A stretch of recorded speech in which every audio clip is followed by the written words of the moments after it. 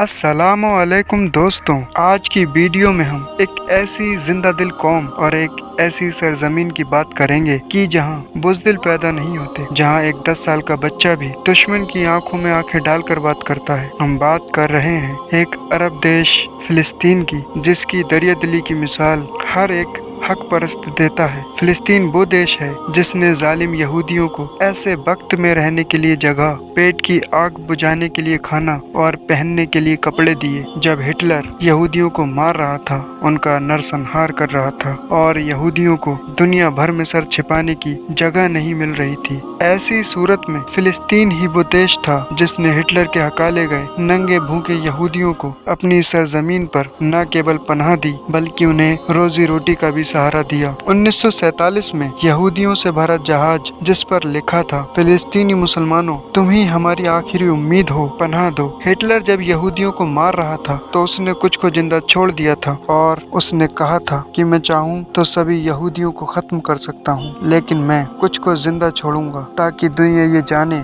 कि मैंने इनको क्यों मारा। भागते हुए यहूदियों से भरा जहाज फिलिस्तीनी बंदरगाह पर रुका, जिस पर लिखा हुआ था, जर्मनी में हमारा सब कुछ तबाह हो गया, तुम फिलिस्तीनी मुसलमान हमारी आखिरी उम्मीद हो, हमें पनाह दे दो। और फिलिस्तीनी मुसलमानों ने इन पर रहम खाकर इनको गले लगा लिया, और ना ही सिर्फ गले लगाया बल्कि इनको अपने मुल्क में पनाह दी और रहने को जमीन दी, खाने को खाना दिया, उनके बच्चों को अपनाया, यतीमों और विधवाओं के सर पर हाथ रखा। वो ये नहीं जानते थे कि जिनको हम रहने के लिए जगह दे रहे हैं वही हमारे घरों पर, हमारी जमीनों पर कब्जा करेंगे। जिनके बच्चों के सरों पर हम शफकत का हाथ रख रहे हैं वही हमारे बच्चों पर जुल्म सितम की इंतहा करेंगे, यहाँ तक कि उनकी जानों तक को नहीं बख्शेंगे। जिनको हम खाना खाने के लिए दे रहे हैं वही हमारे बच्चों को भूखा प्यासा रखने की भरपूर कोशिश करेंगे। दोस्तों, जब नबी करीम सल्लल्लाहु अलैहि वसल्लम मेराज को जाते हुए बैतुल मुकद्दस पहुँचे तो 2 हिजरी मुताबिक 624 ईस्वी तक बैतुल मुकद्दस ही मुसलमानों का किबला था। उसके बाद हुक्म इलाही के मुताबिक काबा को किबला करार दिया गया। 17 हिजरी यानी 639 ईस्वी में अहद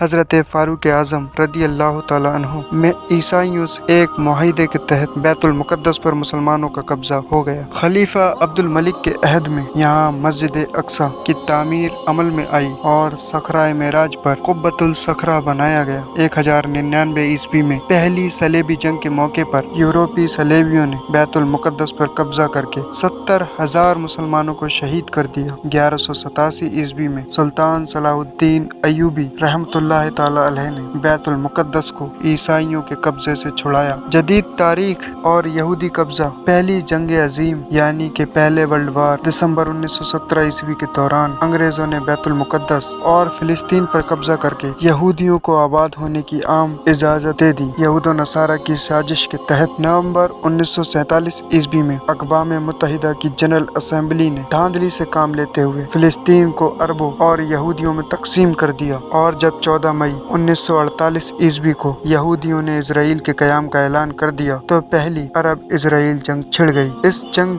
के नतीजे में इजराइल फिलिस्तीन के 78% रकबे पर काबिज हो गया। तब तक मशरिकी यरूशलेम यानी बैतुल मुकद्दस और गुर्बे उर्दन के इलाके उर्दन के कब्जे में आ गए। तीसरी अरब इजराइली जंग जून 1967 ईस्वी में इजराइलियों ने बकिया फिलिस्तीन और बैतुल मुकद्दस पर भी तसल्लुत जमा लिया। यूं मुसलमानों का किबला अव्वल जालिम यहूदियों के कब्जे में है। यहूदियों के बकौल 70 ईस्वी की तबाही से हैकल सुलेमानी की एक दीवार का कुछ हिस्सा बचा हुआ है, जहां 2000 साल से यहूदी जायरीन आकर रोया करते थे, इसलिए उसे दीवारे गिरिया कहा जाता है। अब यहूदी मस्जिद अक्सा को गिराकर हैकल तामीर करने के मंसूबे बनाते रहते हैं। इजराइल ने बैतुल मुकद्दस को अपना दारुल हुकूमत भी बना रखा है और आजकल वो हमास के नाम पर बेगुनाह फिलिस्तीनी बच्चों, बुजुर्गों, नौजवानों और औरतों का कत्ले आम कर रहे हैं, जिसमें अमेरिका इजराइल जैसे जालिम देश की भरपूर मदद कर रहा है। तो दोस्तों, ये थी आज की वीडियो, और अगर आप मस्जिद अल अक्सा का पूरा अतीत